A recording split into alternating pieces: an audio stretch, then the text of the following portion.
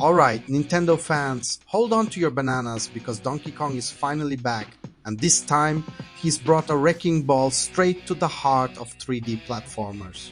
Donkey Kong Bananza has swung onto the Nintendo Switch 2, and the hype around this game.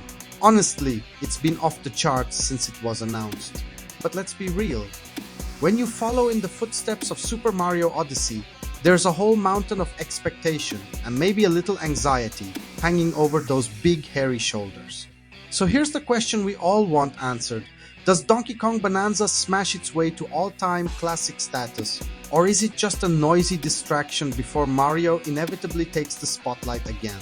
Welcome to Veteran Game, the channel where we pull no punches and dive deeper than DK digging for the last banana in the bunch. If you love honest reviews, spicy takes, and deep cut analysis, hit that subscribe button right now and ring the bell so you never miss a single adventure. And if you think Donkey Kong's finally outshined Mario, drop a like. Let's see how many of you are actually Team DK. So Donkey Kong Bananza, this is no side quest. It's not a quick nostalgia cash grab. This is Nintendo swinging for the fences with a full-blown 3D platformer, one built not just on nostalgia, but on some truly wild new ideas. And the craziest part, the game's signature mechanic, fully destructible environments. Almost anything you see, DK can punch, smash, tear apart, or just obliterate in that classic over-top way only a Kong can pull off. And yeah, it feels as good as it sounds. First impressions, right out the gate, Bananza is a riot. DK is big, chunky, and immediately satisfying to control. Nintendo didn't just dust off the old Donkey Kong Country moves, they gave him a totally new set of tools. I mean, you can rip out a chunk of the ground, hurl it at an enemy, surf on it, or even use it to create your own platforms. It's a physics playground, and it's more fun than it has any right to be. And the destruction isn't just for show. The whole game is built around these systems. You'll use different materials to solve puzzles, take out baddies, and open up new paths. It's almost like Minecraft met Mario Odyssey, but with way more personality and a gorilla who could bench press your car. But Bananza's not just about DK flexing for the camera. He's got company, and honestly, it's about time. Pauline, who's gone from damsel in distress to full-blown co-op partner, is with you every step of the way. Her dynamic with DK is surprisingly sweet and way less annoying than it could have been. Her encouragement is genuine, her powers are actually useful, and her voice lines don't get old even after hours of smashing and digging. Pauline can sing to reveal secrets, fire off vocal projectiles in two-player mode, and she adds real heart to the journey. Move over, Peach, DK's got a new leading lady. Let's talk about how Bananza is structured. Forget worlds here, you're burrowing through layers.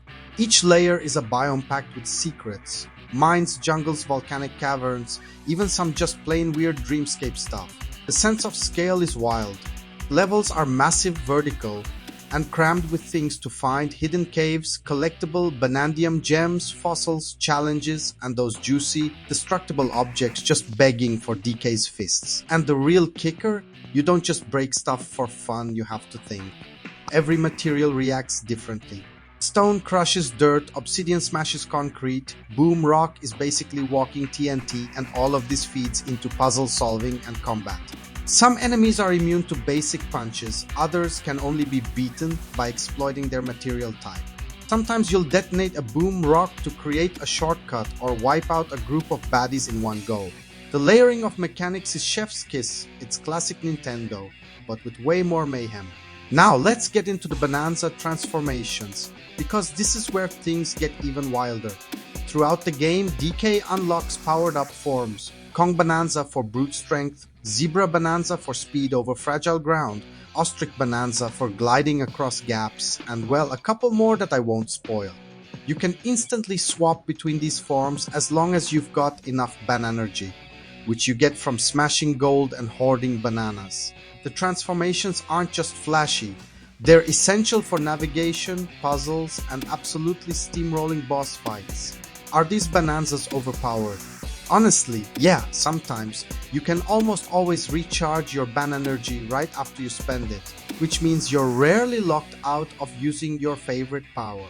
It can trivialize a puzzle or two if you're not careful, but on the flip side, it makes you feel unstoppable in the best way.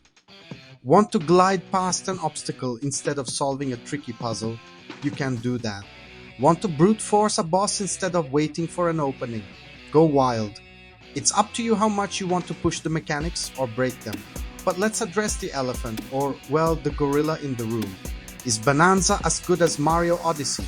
The honest answer, not quite. Odyssey was a once-in-a-generation platformer, a perfect storm of ideas and execution.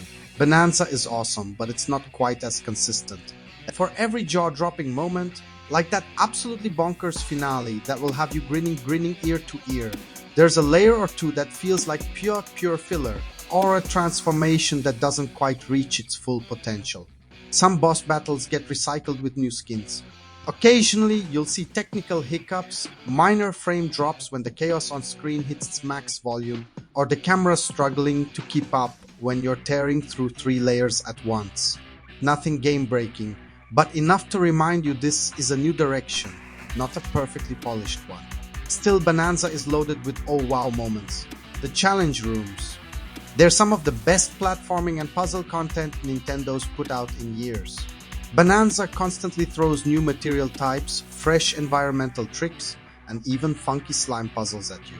One minute you're gliding across lava, the next you're flipping blue and pink slime to reshape the entire level. And if you're a collector, Bananza is paradise. There are hundreds of gems, outfits, upgrades, and secrets to find, and the new 3D map system means you're never lost for long. Unlike Odyssey's moons, every collectible in Bananza feels like it's working toward a specific reward, new moves, new looks, and yes, even more bananas. The game doesn't just look good, it's packed with personality. DK's animations are next level, smashing, jumping, rolling, taking goofy naps, and just generally being a lovable goof. The soundtrack, absolute banger. They even remix classics like Sticker Bush Symphony, which will hit right in the nostalgia.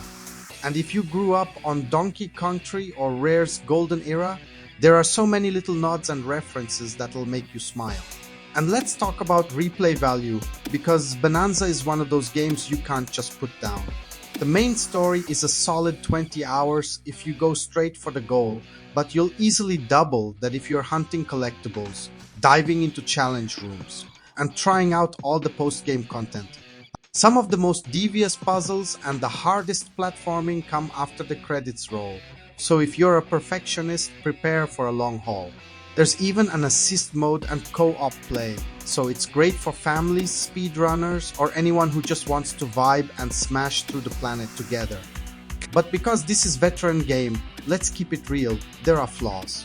Sometimes the destruction mechanic, as wild as it is, feels a little too safe. You're rarely given opportunities to truly break the game or outsmart the designers. The narrative, as heartfelt as it tries to be, sometimes fades into the background.